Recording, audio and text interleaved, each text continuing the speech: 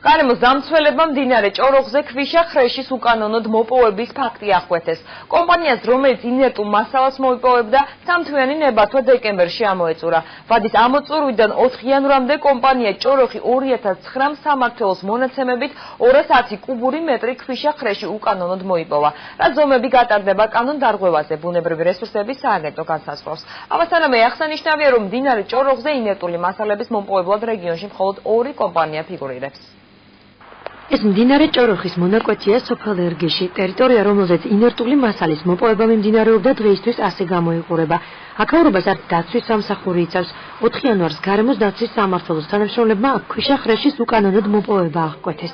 შესაბამისი დოკუმენტაცია და მასალები გადაგზავნილი იქნა ბუნებრივი რესურსების სააგენტოში და ბუნებრივი რესურსების სააგენტო შესაბამისად შესაბამის ზომებს გაატარებს და საქმის სასამართლოში გადაეცემა, სასამართლო განიხილავს. შეპესა ჭოროხი 2009 საქართველოს ენერგეტიკის და ბუნებრივი რესურსების სამინისტრომ სასარგებლო წიაღისეულის მოპოვების ლიცენზიისგან გაათავისუფლა და მინისტრის ბრძანებით 3 თვის ვადით ინერტული მასალის მოპოვების უფლება მიენიჭა. 90,000 კუბური მეტრის ოდენობით ინერტული მასალის ამოღების უფლება კომპანიას 20 სექტემბრიდან დეკემბრამდე ჰქონდა. კომპანიის პასუხისმგებელი პირი ამბობს, რომ გაუგებრობა მოხდა, რადგან ბრძანებაში კონკრეტული უბანი მითითებული არ იყო.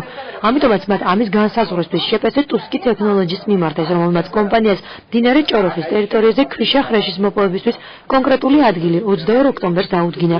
კომპანიაში აცხადებენ, რომ ვადის ათვლა სწორედ ოქტომბრიდან დაიწყეს. 20 სექტემბერში დაწერილია ამ საბუთში, მაგრამ ის კოორდინატები თავრობა არ მომცა.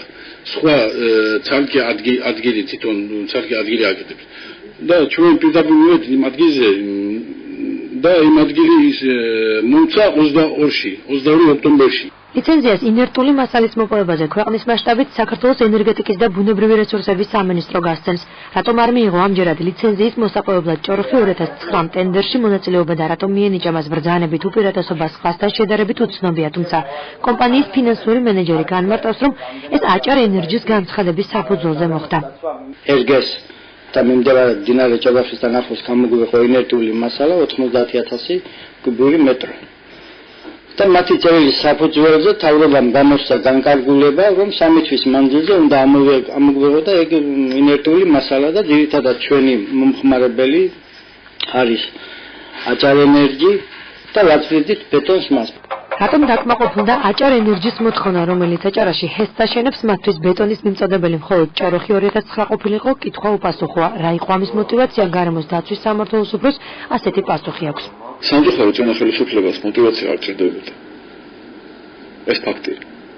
მდინარე ჭოროხზე ინერტული მასალის მოპოვებას ბოლო 1 წლის განმავლობაში მხოლოდ 2 კომპანია ჭოროხი 2009 და ელდა 2011 ახორციელებდნენ. ამ ეტაპზე რჩება მხოლოდ ელდა 2011, რადგან მას 265,500 კუბური მეტრის სასარგებლო წიაღისეულის მოპოვების ლიცენზია 2 წლის ვადით აქვს აღებული.